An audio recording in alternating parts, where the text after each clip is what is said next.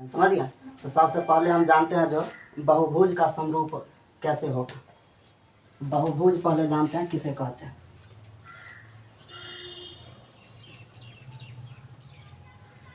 बहुभुज बहुभुज किसे कहते हैं? रेखाखंडों की सहायता से बनी आकृति बहुभुज कहलाती है। समझ गया, याद रख लेगा। रेखा खंडों की सहायता से बनी आकृति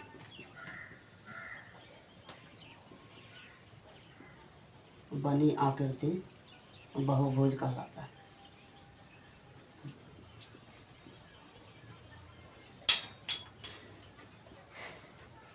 समझ गया।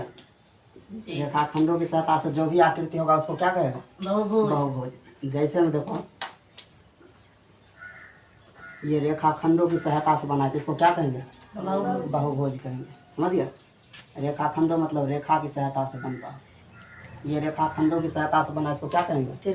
बहुभुज कहेंगे। समझ गया। और इस आकृति बताओ यह बहुभुज है या नहीं है? ये बहुभुज है?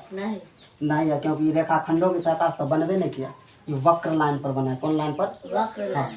वक्र लाइन पर बना, इसीलिए ये बहुभुज होगा? नहीं होगा। तो बहुभुज कौन है? ये दोनों है। समझ गया। तो सबसे पहले हम चतुर्भुज के बारे में पढ़ेंगे जो कैसे समरूप होगा। समझ गया। उसके बाद किसके बारे में पढ़ेंगे? त्रिभुज के बारे में। ठीक। सबसे पहले हम समरूप आकृति किसे कहते हैं वो जानते हैं। समझिए, समरूप आकृति। समरूप आकृति तो याद रखिएगा, समरूप आकृति किसे कहते हैं? ऐसी आकृति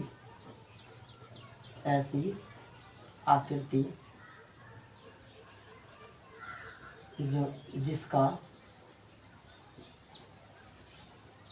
आकार समान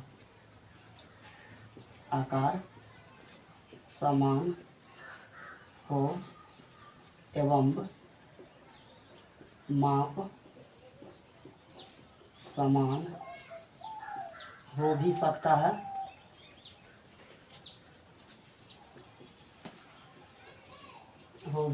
है या नहीं भी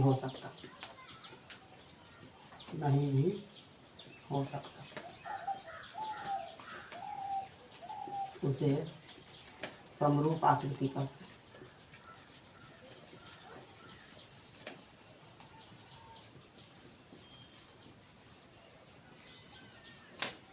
समझिए, समरूप आकृति किसे कहेंगे? ऐसी आकृति जिसका आकार कैसा हो?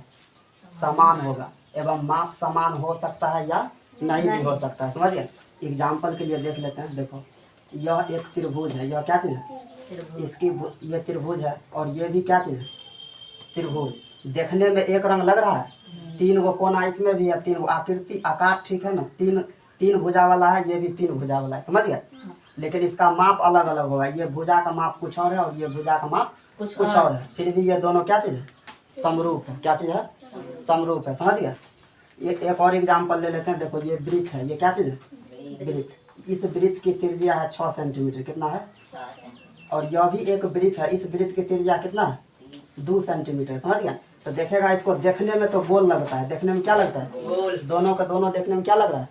गोल लग रहा है। लेकिन इसका माप है बराबर। माप तो समान नहीं ना। इसका 6 है, इसका कितना है? 2। लेकिन ये दोनों समरूप है। समझ गया। परिभाषा में देखेगा, ऐसी आकृति जिसका आकार समान हो एवं माप समान हो भी सकता है या नहीं भी हो सकता है। समझ गया। उसे समरूप आकृति कहते हैं। ये दोनों को दोनों कौन सी आकृति है? समरूप आकृति है। समझ गया। इसको देखेगा तो देखने में कैसा आकार कैसा लगता है? एक रंग आकार है, लेकिन माप अलग अलग है। माप क्या चीज़ है? अलग अलग है। समझ गया। तो समरूप आकृति आया समझ में कि नहीं आया? ठीक है। तो हम 1-2 चतुर्भुज इस पर पारते हैं। समझ गया। और उसको समरूप की ना बताते हैं नियम, जो कौन नियम के अनुसार वह समरूप होगा। समझ गया। देखो, हम 2 इस पर चतुर्भुज पारते हैं। समझ गया। लिखते हैं, 2 बहुभुज समरूप होंगे। 2 बहुभुज समरूप होंगे यदि, देखो 2 गो बहुभुज कोनो ले लेंगे। समझ गया। अब हम ये ले लेते हैं, चतुर्भुज ले लेते हैं। क्या ले लेते हैं? मान लो यह वर्ग है। ये क्या चीज़ है? वर्ग। जानता है ना वर्ग किसे कहते हैं? वर्ग किसे कहते हैं ये पता है? वर्ग एक ऐसा चतुर्भुज है जिसकी चारों भुजाएं बराबर होती है एवं चारों प्रत्येक कोण क्या होगा? समकोण होगा। क्या चीज होगा? याद रख लेगा ना। वर्ग एक ऐसी चतुर्भुज है जिसकी प्रत्येक भुजा समान होती है एवं प्रत्येक कोण क्या होता है? समकोण होता है, यानी कि 90 डिग्री का होगा प्रत्येक कोण। क्या चीज होगा? 90 डिग्री का होगा। समझ गया? तो देखो हम इसको पहले समझाते हैं। समझ गया? दो बहुभुज समरूप होंगे यदि इसका जो भुजाओं की संख्या समान होगा। भुजाओं की संख्या क्या चीज होगा? हाँ, ये नियम है। अगर 3 गो नियम पास कर जाएगा तो ये दोनों क्या चीज हो जाएंगे? समरूप होंगे। समझ गए?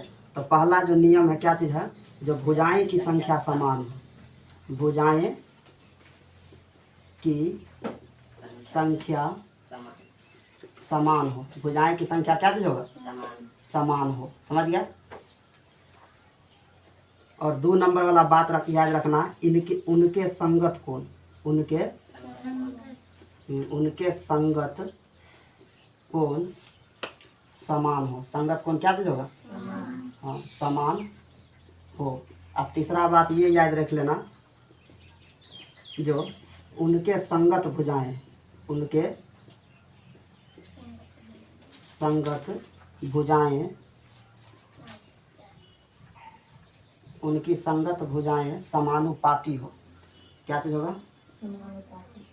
समानुपाती हो, अर्थात एक ही अनुपात में, एक ही अनुपात में। समझ गया? अगर कोई भी बहुभुज, चतुर्भुज हो या पंचभुज हो या 6 भुज हो, 6 भुज हो, समझ गया? अगर ये तीनों बात पास कर गया तो वह क्या चीज होगा? समरूप होगा, नहीं तो नहीं होगा। पहला बात है जो भुजाएं की संख्या क्या होना चाहिए? समान होना चाहिए। दूसरा बात है उनके संगत कोण क्या होना चाहिए? समान होना चाहिए। तीसरा क्या चीज है? जो उनके संगत भुजाएं क्या चीज हो? समानुपाती हो, अर्थात एक ही अनुपात में हो। समझ गया? तो पहला बात इसमें काम कर रहा है। इसमें भुजा की संख्या क्या गो है? देखो 1 2 3, समझ गया? 3 और ये कितना है? 4 वो भुजा है। इसमें क्या वो भुजा है? 1 2 3 और 4। समझ गया? इसकी पहला कंडीशन पास कर गया ना। भुजाएं की संख्या क्या चीज है? समान है। एक संगत कोण हमको पता करना होगा समान है या नहीं। समझ गया? संगत कोण हम बताते हैं क्या होता है। इसमें इस वर्ग को उठा लेंगे। इस वर्ग को क्या करेंगे? उठा कर इस पर रख देंगे। समझ गए? इसका कुछ नाम भी दे देते हैं। इसका नाम देते हैं A B C और D। इसका है P Q R और S। समझ गया? तो इस चतुर्भुज को हम ऐसे उठा के इस पर रख देंगे। किस पर रखेंगे? इस पर रखेंगे तो P वाले जो कोण है वो कहाँ जाएगा? A पर जाएगा। P वाला कोण कहाँ जाएगा? A पर। Q वाला कहाँ जाएगा? P पर जाएगा। Q वाला कहाँ जाएगा? P पर। R वाला कहाँ जाएगा? S वाला D पर। समझ गया? इसका मतलब है कोण A का संगत होगा कोण P। समझ गया? कोण A यह संगत का चिन्ह, ऐसे दोनों तरफ जो तीर किया ये किसका चिन्ह है? संगत का कोण है। कोण A का संगत क्या होना चाहिए? P होना चाहिए। समझ गया? अब कोण B का संगत कौन होगा? कोण Q। कोण क्या चीज होगा? Q। कोण C का संगत क्या चीज होगा? कोण C का संगत कोण R नहीं होगा? कोण R। अब कोण D का संगत कौन होगा? कोण D का संगत कोण क्या चीज होगा? कोण S होगा। ये संगत कोण देखना है जो बराबर है कि नहीं। समझ गया? यहाँ बोलता है जो उनके संगत कोण क्या होना चाहिए? समान होना चाहिए। तो संगत कोण है बराबर, ये देखेंगे। तो इसके पहले ये दोनों का दोनों वर्ग है। ये दोनों के दोनों सब के भुजा अगर हम मान ले, समझ गया? समझाते हैं, यहाँ ध्यान समझो। अगर इस सभी का भुजा मान लेते हैं, इसका 4 मीटर है। कितना मीटर है? 4। और मान लिया जाए जो इसका 3 मीटर है। कितना मीटर है? 3 मीटर है। समझ गया? तो वर्ग का जो डिफिनेशन होता है वो क्या होता है? वर्ग एक ऐसा चतुर्भुज है जिसकी प्रत्येक भुजा क्या होना चाहिए? समान, तथा प्रत्येक कोण समकोण हो। प्रत्येक कोण क्या चीज हो?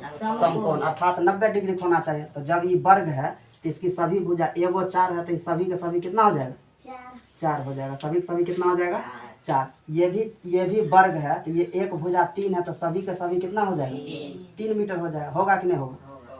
समझ गया? तो इसका सभी कोण क्या होना चाहिए? समकोण होना चाहिए, तब ना ये वर्ग होगा। समझ गया? सभी का सभी क्या होना चाहिए? समकोण। तो बताओ यहाँ पर कोण ए बराबर है कोण पी। अरे कोण ए 90 डिग्री है, यहाँ पर पी भी 90 डिग्री है, समझ गया। तो कोण ए बराबर कोण पी नहीं हो गया, समझ रहा है। ये भी वर्ग है, ये भी वर्ग है, तो ई वर्ग का प्रत्येक कोण 90 डिग्री है, तो इसका भी 90 डिग्री होगा। इसका परिभाषा क्या कहता है, समझ गए। इसका परिभाषा कहता है जो वर्ग एक ऐसा चतुर्भुज है जिसकी प्रत्येक भुजा क्या चीज हो, बराबर हो, समझ गया। और प्रत्येक कोण क्या होना चाहिए, समकोण होना चाहिए। तो बताओ कोण ए बराबर कोण पी हुआ कि नहीं हुआ, तो 90 डिग्री हो गया, समझ गया। उसके बाद कोण बी बराबर कितना हो जाएगा, कोण बी बराबर कोण क्यू है, ये भी 90 डिग्री है, समझ गया। अब कोण सी बराबर कोण आर, कोण क्या चीज है आर, ये भी 90 डिग्री है। अब कोण डी बराबर कोण एस, ये भी कितना है 90 डिग्री। तो प्रत्येक कोण समान है इसका, यानी कि संगत कोण समान है। यहाँ पर 3 रूल पास करना है। पहला, भुजाएं की संख्या समान हो। दूसरा, उनके संगत कोण समान हो। तो भुजा की संख्या तो समान हुआ, इसमें भी 4 भुजा, इसमें भी 4 भुजा, समझ गया। संगत कोण है समान, सबका 90 है ना रे, ए है 90, ये कितना है, तो कोण पी कितना है 90, समान हुआ कि नहीं हुआ। यानी कि 2 कंडीशन क्या कर गया, पास कर गया, समझ गया। तीसरा कंडीशन हमको पास कराना है जो इनके संगत भुजाएं समानुपाती हो, अर्थात एक ही अनुपात में हो, समझ गया। तो संगत भुजा देखो क्या करेगा, फिर इसको उठा के इस पर रखेगा तो ए बी के पास कौन आएगा, इसको गौर से देखो, समझ गया, तब समझ में आएगा। इस वाले वर्ग को हम उठाकर इस पर रख देंगे, कहाँ रख देंगे, इस पर रखेंगे तो ए बी पर कौन आएगा, जल्दी ए बी भुजा पर कौन चढ़ के आएगा, यानी कि इसको उठाएंगे तो आएगा ना एक दूसरे पर, तो ए बी पर कौन आएगा पी क्यू, समझ गया। तो अनुपात लेना है इसका, क्या लेना है, अनुपात, यानी कि ए बी बट्टा पी क्यू लेना है। क्या लेना है, ए बी बट्टा पी क्यू, ठीक। क्योंकि संगत भुजा का अनुपात लेना है, हमेशा याद रखना। कौन भुजा लेना है, और बीसी भुजा को, बीसी भुजा पर क्या आएगा, बीसी भुजा पर क्या है, यानी क्यू आर आ जाएगा, कौन आएगा क्यू आर। इसी तरह सी डी पर कौन आएगा, सी डी पर आ जाएगा आर एस, कौन आ जाएगा आर एस, समझ गया। उसके बाद डी ए, इस वर्ग को इस पर रखेंगे तो डी ए के साथ कौन आएगा, बताओ, डी ए के साथ कौन आएगा, एस पी, समझ गया। इस सभी के अनुपात देखना है। ए बी कत्ते है, ए बी कत्ते है, ए बी 4 है, पी क्यू कत्ते है 3 बराबर, बी सी कितना है, बी सी 4 है, कितना है 4, क्यू आर कितना है 3, सी डी कितना है 4 है, सी डी 4 है, समझ गया।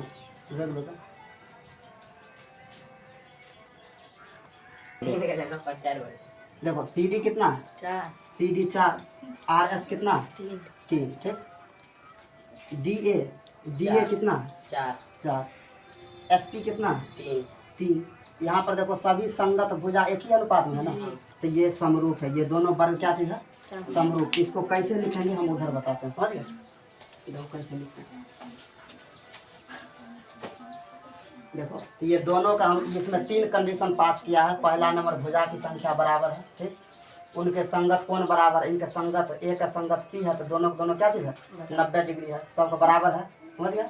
और तीसरा कंडीशन है उनके संगत भुजाएं का अनुपात अति संगत भुजाएं समानुपाती हो, अर्थात एक ही अनुपात में हो, समझ गया। एक ही अनुपात में आ गया। ये दोनों का लिखने का तरीका देखो, समझ गया, कैसे लिखेंगे सो देखो, समझ गया। देखो हम लिख सकते हैं वर्ग, लिखेंगे वर्ग ए बी सी डी, समझ गया, कोमा वर्ग पी क्यू आर एस, क्या लिखेंगे, वर्ग पी क्यू आर एस समरूप है, क्या चीज है समरूप है, समझ गया।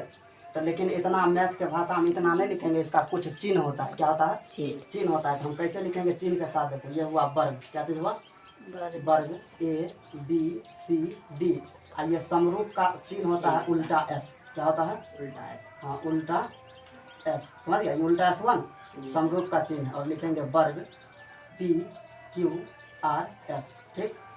ये हो गया क्या चीज, वर्ग ए बी सी डी समरूप वर्ग पी क्यू आर एस, समझ गया। तो ये वो हुआ कंडीशन, समझ गया कि नहीं समझ गया। इस तरह हम पता कर सकते हैं कोई भी बहुभुज क्या चीज है समरूप है, समझ गया। अगर कोई भी बहुभुज को पता करना हो समरूप है तो उसको क्या करेंगे, 3 गो कंडीशन होता है, 3 शर्त इसका पास करेंगे। पहला भुजाएं की संख्या क्या चीज होगा? समान। समान होना चाहिए। दूसरा क्या होना चाहिए? उनके संगत कोण समान हो। और तीसरा होना चाहिए उनके संगत भुजाएं समानुपाती हो, अर्थात एक ही अनुपात में हो विभाजित हो।